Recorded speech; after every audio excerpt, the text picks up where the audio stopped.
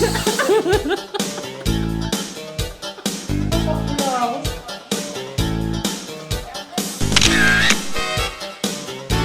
kudasai!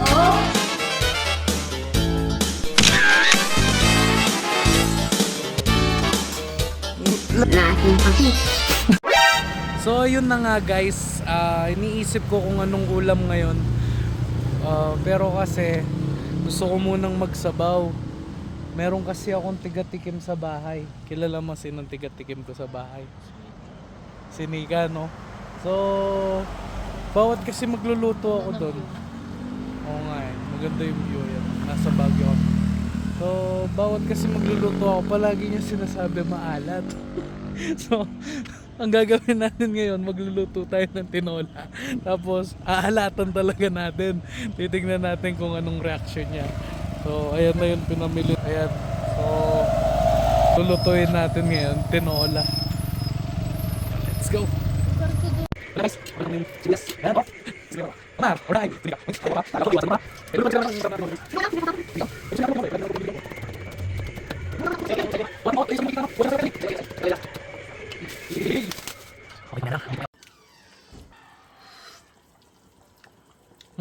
Sarap.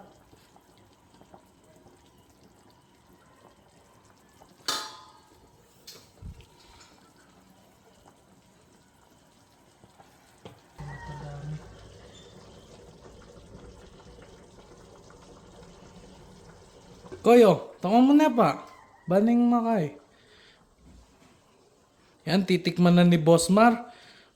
Uy! Ya, Na. malat yun. Malat ya? Bla ba si Bayo? Malat yun. Okay ka ako eh. Malat siya ako eh.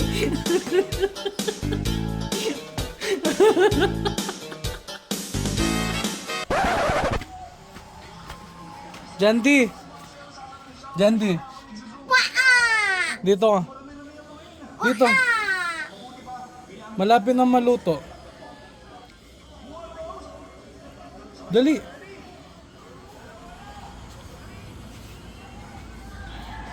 Ang banga na. Ulan mo, anong ulam? Request mo to. O yun, tinola. Ayan. Bango daw, bango. Okay. Okay na yung sangkap, Koy. Ayan. O, tingnan mo. Sabaw lang muna, syempre.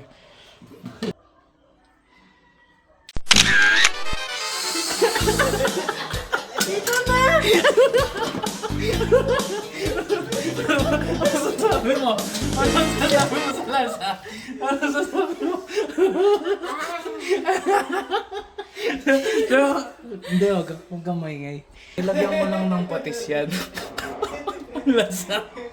Pero nilagyan ko lang ng patis yan. Pero, ito talaga yung ano. Ito talaga yung niluto ko. Wala, hindi naman sakto lang yan. Ngayon, yung pinaka-pinali kasi natin dyan, si Nika.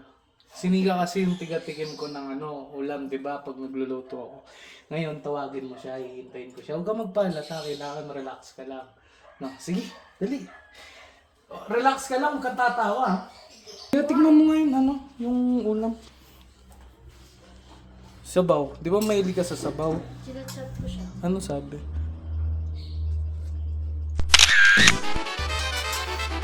Lasa. Ano lasa? Tignan mo ulit. Ano ba lasa? Laking patis. Anong patis? Ano lasa patis? Gagi, baka na baka nagkamali lang pala sa mo. lasa? Ano bang kinain mo? Kumain ka ba ng candy? Hindi. Tikman mo ulit. Baka nagkamali ka lang. Di ba masarap luto ko? Mahilig ka sa sabaw eh. Dali. Tingnan natin. Dali. Oh, di ba? Sarap. Anong lasa? Anong lasa? Laking patis.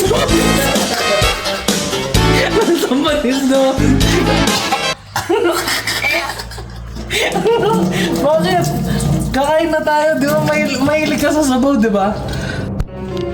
So, yun guys. Siyempre, sasabot na tayo. Lalagyan natin yan ng konting props. Yun.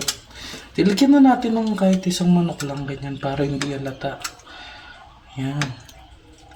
Yaman tubig niya. Tapos lagyan na lang natin ng tubig. Wait lang.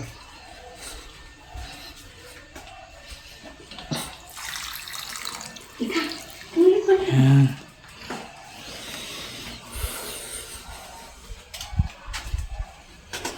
Siyempre, mahal yung patis. Putik na yan. Mag-aasin muna na. Okay na siguro ito.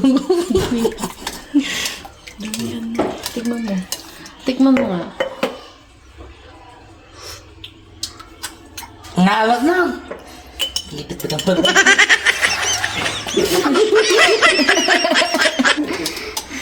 Yan, tara. O, tawagin nyo na si Tito Hindi, Church. Nandiyan na. Ang kanan. Parang matabang siya. Motobong. Tinimplan ko yun. Ayoko to. Matabang siya. Matabang? Matabang nga. Kapag may papang boy, bang asyang typos ba? Ayun naman, sakto ako.